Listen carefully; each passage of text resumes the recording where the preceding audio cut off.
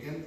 Now that Thanksgiving's over, we're about to get started on a new topic. We recently been talking about World War II and how it started. We talked about the two different powers, the Allied powers and the Axis powers. We mentioned some of why the United States got involved in the war in the first place. Any of you guys remember what Pearl Harbor is or what happened? That was when Japan attacked the base in Hawaii. Okay. Do you remember why? No. I think were they looking for they were just looking for to take over the little islands in the Pacific. Something like that, yeah. So Japan was upset at the United States for making an oil embargo. And so they wanted to send out a message, and part of that was destroying their navy bases. And Hawaii was especially a strategic one because it had the largest naval fleet. And then we talked about the bombings of Hiroshima and Nagasaki. Do you guys remember those two? Yeah. It was if I'm not mistaken, 1945. Yeah, it was towards the end of World War II. So what's so important about these two right here? They were very catastrophic. Yeah, those were the first two atomic bombs that the world had seen. And to some degree, Japan is still suffering from the effects of it, from all the radiation. So they're very, very bad. And like I had mentioned in the beginning of class, today we're going to discuss the Holocaust. Now the Holocaust, we'll talk more about it in depth here in a minute, but I'll just stop explaining and I'll show you guys a movie clip that I'm sure you guys are familiar with, that'll hopefully jog your memory on what the Holocaust is.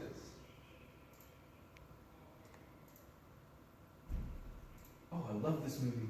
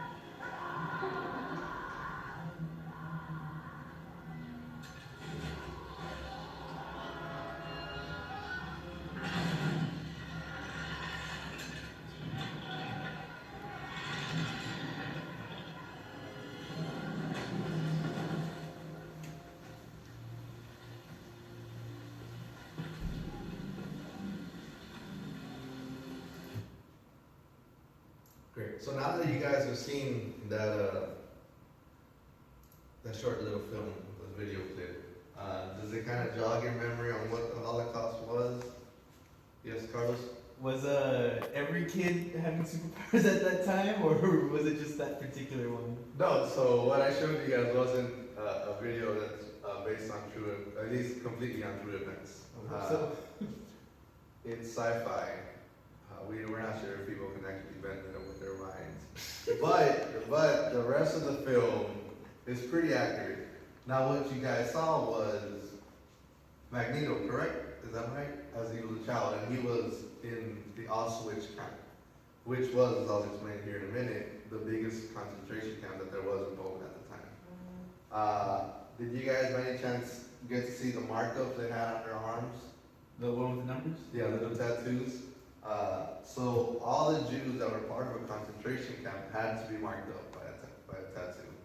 They needed those numbers because that's how they were identified. That was their identity. And as you saw, all the Jews were dressed in the same way. They all had to be uniform, and they had to be easily distinguishable from the rest of the group. And then the other guys were obviously the Nazis, Hitler's army. So just some of the important things, these key concepts that you guys are gonna have to keep in mind as we go through the rest of the PowerPoint here, or that you guys have to find on your own here in a minute. Any questions so far? No? That's fine. So the Holocaust. The word Holocaust is derived from the Greek word holos, kostos. Holos meaning whole, and kostos being burned. And we'll talk about later when we talk about the concentration camps, why it came from this word originally. The word Holocaust is a modern term. Hitler and his army and his country didn't really use the word Holocaust. They used the term final solution because they thought getting rid of the Jews and all those who weren't basically arrogant, all those inferior races, was the last thing to do before they have complete control. Their Third Reich comes into complete power. Juan, do you remember what the Third Reich is? No. No? The Third Reich is, obviously it's the third part, right? The First Reich came sometime in the Roman time period. The Third Reich is supposed to be 1,000 years of prosperity for Germany. And this is what Hitler wanted to do. He wanted to bring Germany together for 1,000 years, and it was supposed to flourish. And getting rid of the Jews was part of that final solution, was part of completing that Third Reich. Obviously, as you guys know, this all took place in World War II, who was led by Hitler, who actually tried to keep it a secret. Now, can anyone tell me why he would try to keep it a secret? Just because it would rise conflict or like controversy among the people. Yeah, I mean, we all know Hitler's a pretty bad guy, right? He was the reason why World War II started. He had drawn contracts with Russia and betrayed them, and he started invading other countries. But he didn't want to be known for leading the Holocaust because it was such a controversial move, and he knew it. So he tried as best as he could to keep it a secret.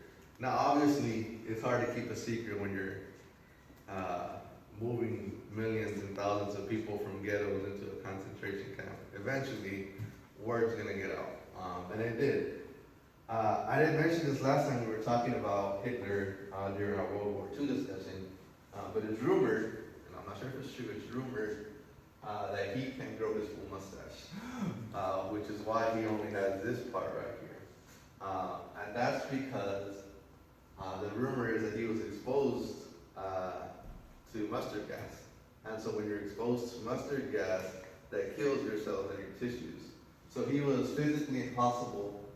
It was physically impossible for him to grow the rest of his mustache. I want this to be true so bad.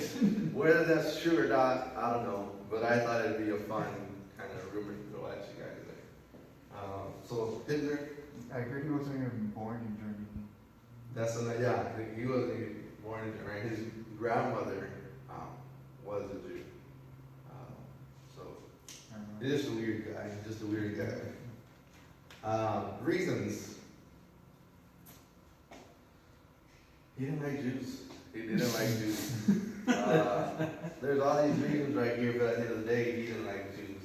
Obviously, the only reason why he got away with all of this was because he was supreme leader. No one was going to challenge Hitler. Whatever he did, everyone followed because he was at the top. He had complete control of Germany. And then you have all these things right here. The Jews were blamed for the loss of World War I.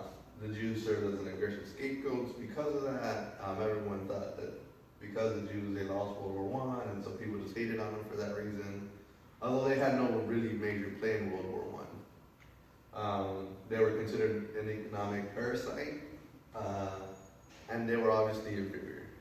Now you guys can do your research on this if you guys like, but there's also this theory, and it's a new developing theory too, that the Jews were hated because in medieval times, Judaism was seen, the followers of Judaism, so the Jews, were seen as Satan's puppets. And so this started to resurface a little bit during the Holocaust. And so you had all these bad stigmas on these people, and that led them to be treated cruelly, annihilated, forced into slavery, and so on and so forth. Any questions? This is a picture of a bunch of kids. This is a wire fence. This is a uniform they all have to wear. You can't really make things out right here, but it was in the movie. This is a little star that has to carry around, a little emblem on your coat. So parents, men, women, kids, babies, they were all subject to the Holocaust. No one was. If you were a Jew, you were either bound to see a concentration camp, hide till the war was over, or if you had the money, you could flee the country. Concentration camps. These are the 4 major concentration camps. The one we saw in the video clip earlier was obviously the Auschwitz, which was the biggest concentration camp of all. All of these were in or around Poland, and this is where the people from the ghettos were brought to. In Europe, before the Holocaust, which started in 41, but the camps were built before that, obviously. There was an estimated 9 million Jews living in Europe at the time. By the time the Holocaust ended in 1945 with the defeat of Germany, it's estimated that about 6 million deaths out of those 9 million people happened. So that's a lot. That's an incredible amount of people who died. And people died for many different reasons. They died from disease, malnutrition because they weren't getting everything they needed to eat, or gas chambers. And we'll talk about gas chambers in a minute. But as you can see, these are the bodies of the dead Jews. You can see that they're very skinny. You can see their ribs starting to show from their bodies. They just weren't getting fed properly. Because he had so many people living together in a concentration camp, disease was harder, easier to spread. You think about when you go back to school after the summer break. People usually tend to get sick in the first month or 2 because of all the germs.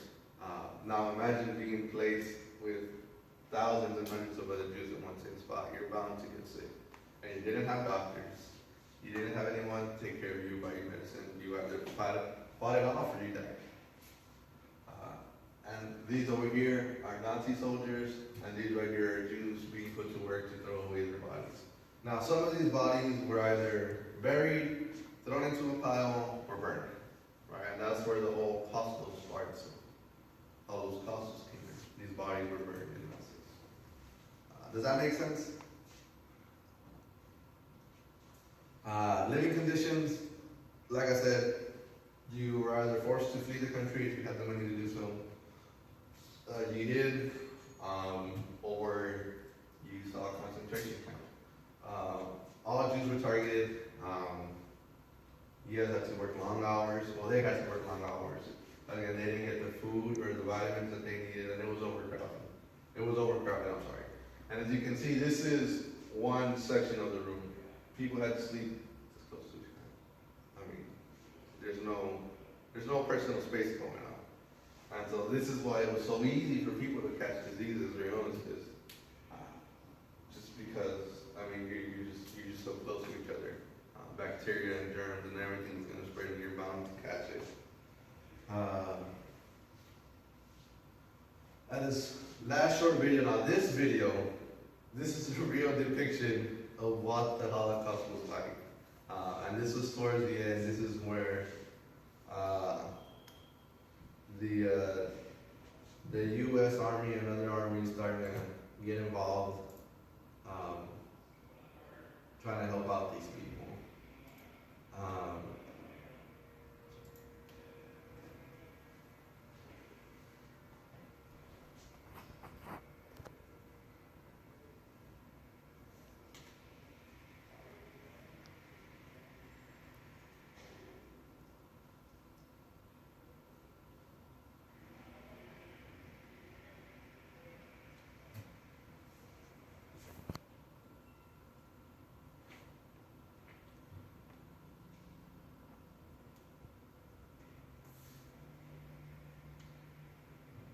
sorry about that, guys. Witness the truth.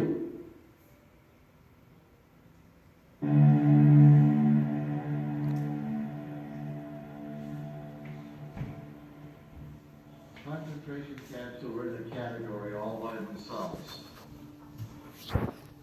They were of such magnitude that it was beyond comprehension, more than the human mind can even conceive of. I happen to be witness to two. Each one was worse than the one before. When you first come across it, you look, but you don't see. You listen, but you don't hear. Your mind closes down. We talked to them, and they would cry. They were beyond having a voice. Most of them tried to reach out and just touch you with a fingertip, anything, just to ensure in their minds that what they were looking at on the other side of the wire, us, was real.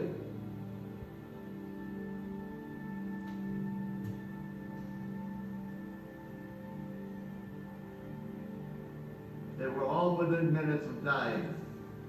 We called for every doctor in the division, please, come this way, and it was too late. Most of them died after we liberated them.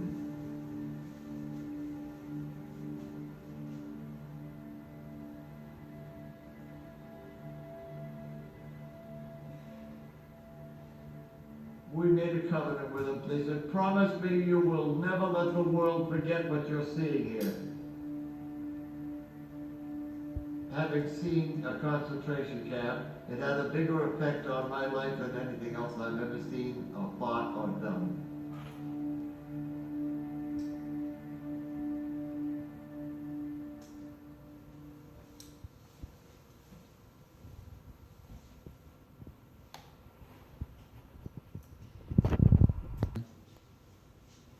So, now that you guys have seen real footage of what the Holocaust was like, do you guys have any questions on that? Or anything that we've talked about, or anything related to the Holocaust?